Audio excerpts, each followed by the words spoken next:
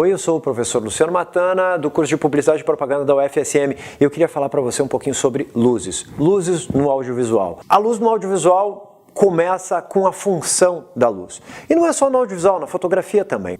Porque a gente pode puxar da fotografia muitos conceitos que a gente utiliza no audiovisual. Na verdade, é assim que acontece. A luz ela pode ser dividida em três grandes áreas, de uma forma mais resumida e simplificada, quanto à sua função, quanto à sua característica e quanto à sua natureza. É bastante simples de entender quando a gente divide dessa forma. A luz, quanto à sua função, tem três funções básicas. Ou ela ilumina um objeto, ou ela preenche a iluminação do objeto, ou ela faz um recorte daquele objeto. Se a gente falar nessas três funções, a gente vai falar em key light, fill light ou backlight. Em português, luz principal, luz de preenchimento ou de compensação e o contraluz. Qual é a função de cada uma dessas luzes? A luz principal, ou key light, ilumina o objeto, seja ela em 45 graus, seja ela de frente, seja ela de lado. Algumas pessoas criam regras para que você pode ou não utilizar, mas o bacana da luz é que você pode experimentar e ver o efeito que ela te dá. Uma dica bacana para quem vai trabalhar com luz no início é imaginar como essa luz se comportaria de forma natural. Ela vem de uma luz de velas, ela vem de uma lanterna, ela vem de uma luz que está acima daquele personagem. De onde vem a luz na sala da sua casa e nas salas das casas que você conhece? Vem da janela. Então, essa grande fonte de luz pode ser representada tanto com uma janela mesmo, quanto com luzes artificiais. Essa é a luz principal, ou key light. O fill light é mais simples de entender. Toda a luz se propaga em linha reta. Portanto, o key light, quando se propaga em linha reta, gera uma iluminação, mas também gera sombras. Aqui no meu rosto você está percebendo que a luz está bastante homogênea, porque a gente tem luz em todo o meu redor. Todas elas iluminando cada uma a sombra que a outra projeta. O backlight é uma luz de contorno, é uma luz que destaca a figura do fundo. Percebe bem, eu estou vestido de preto num fundo preto. Se eu não tivesse uma luz que vem de trás até apontando para a câmera, na verdade apontando para as minhas costas, nós não teríamos esse contorno luminoso que você enxerga em mim mesmo e pode enxergar nos exemplos que estão rodando no vídeo.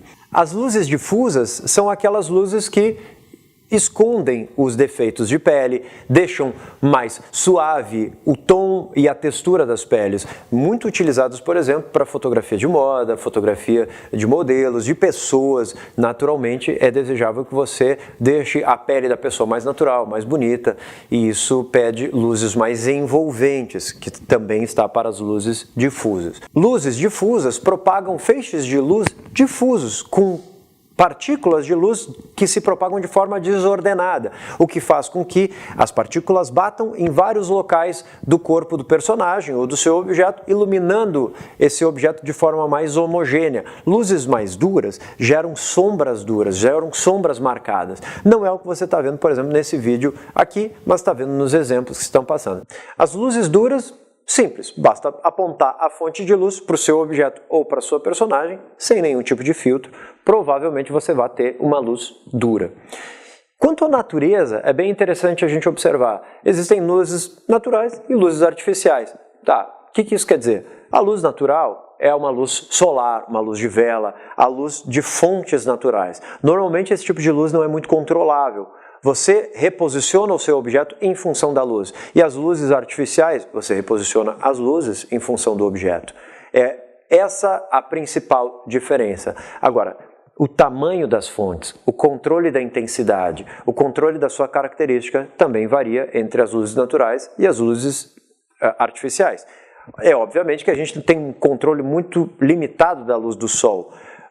Existem difusores para a luz do sol que nós podemos utilizar. Normalmente a gente leva a nossa personagem ou o nosso objeto ou para regiões de sombras ou posicionamos o sol como uma grande fonte de contraluz. Porque vejamos, o sol é uma luz dura, direta, que gera sombras duras e, portanto, é bom que utilizemos esse sol lá pelas 4 da tarde, quando o sol já está na diagonal e não no topo, porque quando ele está no topo, um sol de meio-dia, ele faz com que o nosso próprio supercílio gere sombras no nosso rosto, a gente fica com grandes olheiras, a gente fica com sombras projetadas em torno do nosso corpo, sombras muito duras. Isso não é ruim, mas isso é ruim para uma imagem de felicidade ou não é bom para qualquer objeto. Uma outra dica interessante da luz do sol é quando está nublado, porque quando está nublado a gente tem um grande véu que interrompe a luz dura do sol para que ela chegue até a superfície da Terra. E aí a gente tem um grande difusor, um grande véu que difunde a luz do sol, tornando a luz dura, natural, numa luz difusa. A luz boa é a luz que cumpre o teu objetivo. Ok? Valeu? Obrigado por assistir esse vídeo. A gente se vê no próximo. Tchau!